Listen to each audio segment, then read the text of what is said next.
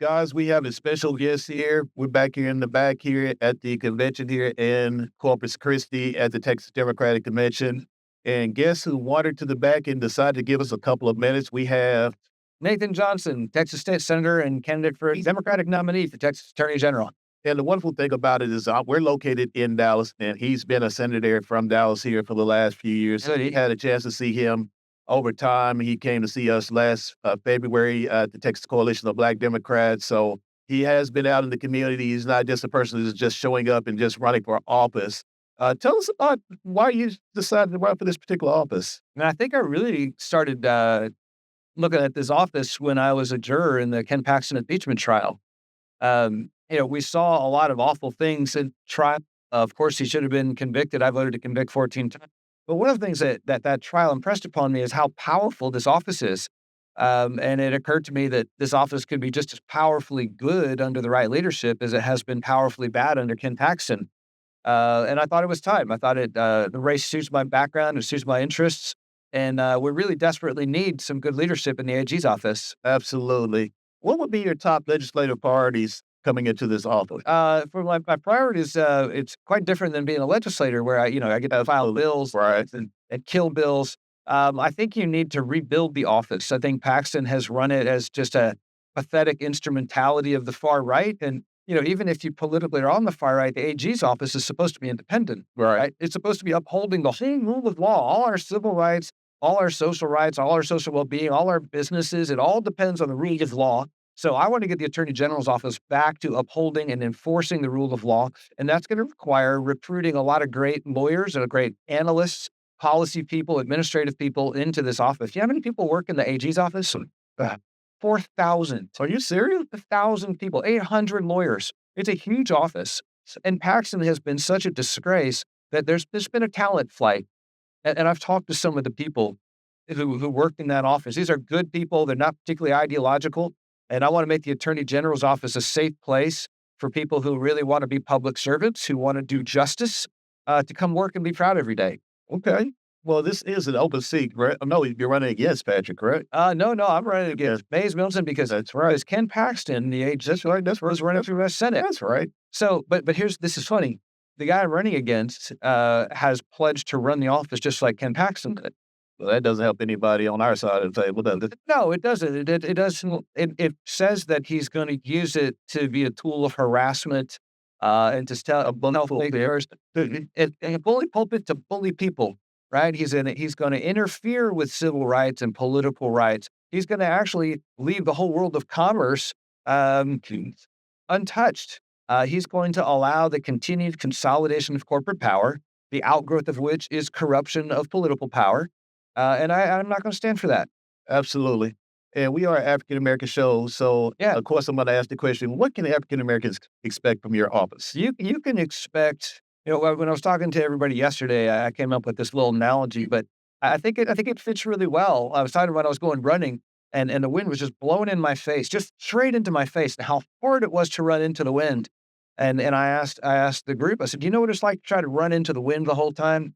Because politically, that has been what's been happening, and Paxton and others are using the office to push people back. And I think that the law should be behind you. The law should be a tailwind. So that's kind of the metaphorical thing. But specifically, let's pick up a specific example: the historically underutilized business program, which has served Texas, the state of Texas, not just Black people, not just Hispanic people, not just women, the historically underutilized people who have not had a chance to compete in a highly consolidated industry where it's typically these same old white guys. And whether they're doing it on purpose or by accident, the fact is it's hard for smaller players to break in. I believe in historically underutilized businesses providing more competition in this space. And the comptroller decided to shut it down. The comptroller says it's unconstitutional. Comptroller ain't been to law school. Right. I have. I'm the Attorney General. I'm the guy who's going to opine on that. And I will have the opinion. And look, we settle down with good lawyers and figure all this stuff out in great detail. But historically underutilized business programs like the one in Texas have been upheld constitutionally around this country. Right. By Trump appointees. Right. And so Paxton already got whooped in court on this thing.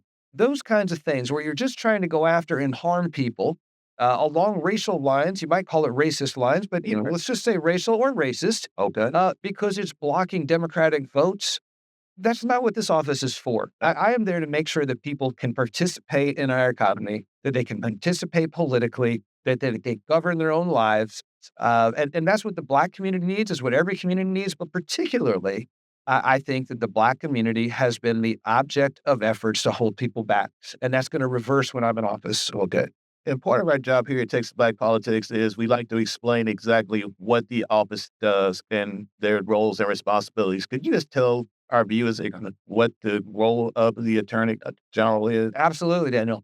It's harder to explain sometimes than the guy who files bills or kills bills or argues on the floor. Right. And so people would think, oh, it's the guy who files lawsuits. Well, yeah, the Attorney General does file lawsuits against businesses. The Constitution says you got to make sure corporations stay in their lane and government stays in their lane. So, I'll do those kinds of things. But as for directly affecting the people, there's like the very direct thing that the Attorney General oversees the child support enforcement process.